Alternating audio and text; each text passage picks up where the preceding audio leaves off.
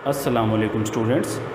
Last time हमने जो topic discuss किया वो पोटेंशियल एनर्जी था, उससे पहले काइनेटिक एनर्जी था और हमने उसके फार्मूला ड्राइव किया काइनेटिक एनर्जी का भी और पोटेंशियल एनर्जी का भी।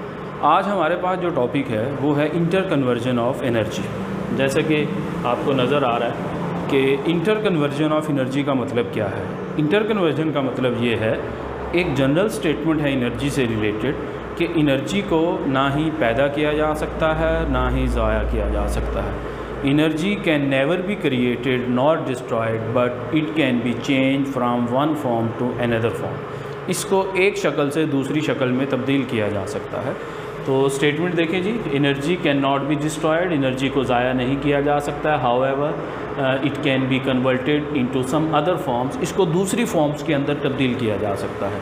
ये हमारी नेचर का जनरल प्रिंसिपल कह लें, लॉ कह लें आप, कि एनर्जी को ना ही पैदा कर सकते हैं ना ही ज़ाया कर सकते हैं, अलबत्ता उसको चेंज कर सकते हैं, फॉर्म्स को चेंज कर सकते हैं। मैं अक्सर बच्चों को कहता हूँ बल्ब की एग्जांपल ले लें आप, कि बल्ब इलेक्ट्रिकल एनर्जी को चेंज कर रहा है लाइट एनर्जी में। फ़ैन को देख लें, फ़ैन भी इलेक्ट्रिकल एनर्जी को मैकेनिकल एनर्जी में दे रहा है। ठीक है, यहाँ पर मैंने कहा कि रब योर हैंड्स, अपने हाथों को ऐसे रब करते हैं। जब आपको सर्दी लग रही होती है तो अक्सर आपने देखा होगा आप हाथों को ऐसे रब करते हैं।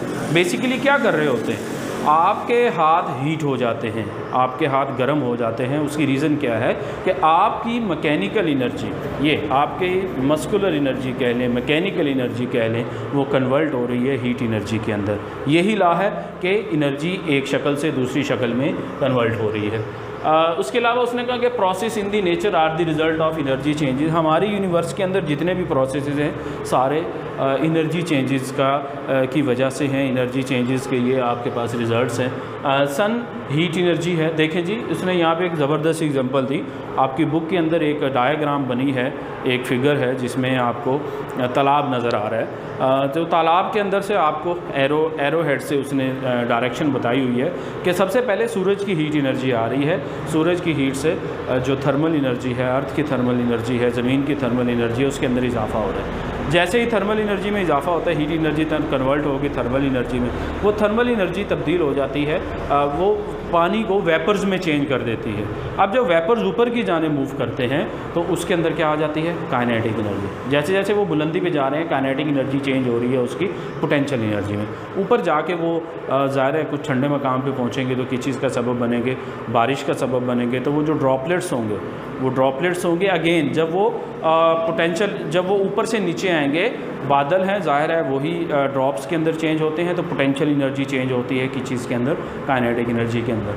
तो ये प्रोसेस जारी है। उसने कहा कि सन हीट एनर्जी से थर्मल एनर्जी में इजाफा होता है। थर्मल एनर्जी वाटर को एवेपोरेट करती है, वाटर एवेपोरेट होते हैं तो पोटेंशियल एनर्जी में चेंज हो जाती है।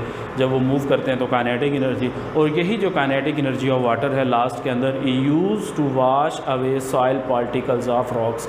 इरोजन का आपने एक लफ्ज़ सुना होगा, तो बेसिकली ये एनर्जी वहाँ पर चेंज हो जाती है। तो देखें जी, एनर्जी चेंज हो रही है, एक शक्ल से दूसरी शक्ल में एनर्जी क्या हो रही है, चेंज हो रही है। और यहीं से फिर हम लॉ को डिस्कस करते हैं। 2 नंबर का शॉर्ट क्वेश्चन आता है कि what is the law of conservation of energy. Energy conservation का कानून बयान करें। तो उसने कहा कि energy changes from one form to another form. Energy एक शक्ल से दूसरी शक्ल में तब्दील होती है, but total amount of energy remains constant. लेकिन जो टोटल एनर्जी है वो हमेशा क्या रहती है, कांस्टेंट रहती है। टोटल एनर्जी कभी भी ज़ाया आपके पास नहीं होती, लॉस ऑफ एनर्जी नहीं होता। हाँ, फॉर्म चेंज हो सकती हैं एक शक्ल से दूसरी शक्ल में, जो कि हमारे किसी पर्पज़ के लिए, यूज़फुल पर्पज़ के लिए हमारे काम नहीं आ सकती। तो ऐसा हो सकता है, आपकी गाड़ी चलती है तो गाड़ी का इंजन हीट हो जाता है, उस हीट का हमें कोई फ़ायदा नहीं है, लेकिन वो basically law of conservation of energy को क्या करता है, वेरीफाई करता है। ये एग्जांपल दे रहा हूँ पहाड़ की। तो यहाँ पे साइकिल जा रही है, काइनेटिक एनर्जी पोटेंशियल एनर्जी में चेंज हो रही है। जब ये नीचे आएगी तो अगेन पोटेंशियल एनर्जी। इस तरह कैटापुल्ट की एग्जांपल ले लें तो ये वो एग्जांपल्स हैं जो कि इंटर कन्वर्जन ऑफ एनर्जी के हैं। तो उम्मीद है आपको समझ आ गया होगा। इसको आप याद करेंगे, देखेंगे। कोई अगर क्वेश्चन है तो आप कमेंट बॉक्स में मुझसे पूछ सकते हैं। शुक्रिया।